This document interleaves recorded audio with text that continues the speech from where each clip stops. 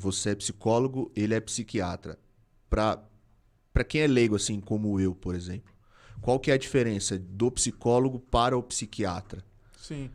Cara, o psiquiatra ele fez uma faculdade de medicina normal e na especialização dele ele seguiu a ala da psiquiatria, assim como ele seguiria é, uma dermatologia ou como uma pediatria, ele foi para Entendi. a psiquiatria. Então, o psiquiatra é o cara, a gente inclusive trabalha em parceria, porque Sim. é o cara que faz medicação, que pode.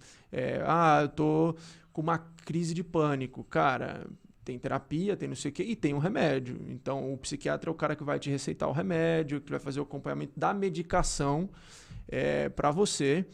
E o psicólogo é o cara que formou na faculdade de psicologia. E ele é o psicólogo que faz terapia, né? Então faz psicoterapia que a gente chama, e aí tem várias áreas da psicologia que a pessoa pode seguir, mas o psicólogo, por exemplo, ele não pode receitar remédios. Então eu posso indicar alguma coisa natural, por exemplo, sei lá, toma um chá de camomila, que a gente sabe que é algo natural, provado, que pode Fitoterápico, ajudar. né? Essas coisas. Então tem coisas naturais que a gente pode indicar, mas eu não posso prescrever nenhuma medicação. Então, eu trabalho conjunto com o psiquiatra, né? Então, olha, quando é caso de medicação, a gente encaminha para o psiquiatra. Então, que também é outro tabu. Falando de tabu, a gente acha que psicólogo e psiquiatra é só para louco, a gente acha que psicólogo e psiquiatra é só para quem tem uma doença mental, a gente acha que psicólogo e psiquiatra enfim, é um preconceito muito grande, né? Existe um termo, não sei se você já ouviu falar, existe um termo de psicofobia. Esse termo é usado com pessoas que têm preconceitos e tabu em relação a pessoas com transtornos mentais e também relacionado a essas áreas de psicologia e psiquiatria, né? Uhum. Hoje você falar para uma pessoa assim, cara, você precisa ir num psiquiatra para talvez fazer o uso de medicação. Não, como assim? Não sou louco, não sou maluco? Calma aí, não é assim. Então existe ainda esses preconceitos, né? Infelizmente. Mas ao longo do tempo a gente vai quebrando, a gente vai vendo que, cara, é muito bom. A ciência também é ferramenta nas mãos de Deus. Sim. E a gente precisa honrar a ciência. E se o que nós temos até hoje, a gente tem que entender que veio de Deus, né? Sim. Deus é o maior interessado da revelação em termos da ciência para o ser humano viver de uma maneira melhor, né?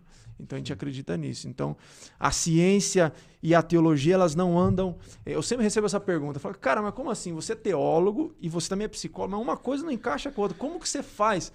Eu falo, cara, assim, na verdade a ciência com a teologia, elas estão conjuntas. Então não tem uma briga entre elas. Sim. Claro, tem algumas coisas, vamos falar de evolucionismo, de coisas que a teologia vai para um lado, a ciência desse lado vai para o outro. Mas quando elas são bem feitas e bem relacionadas, você vê que isso tudo vem de Deus, né, cara? Sim.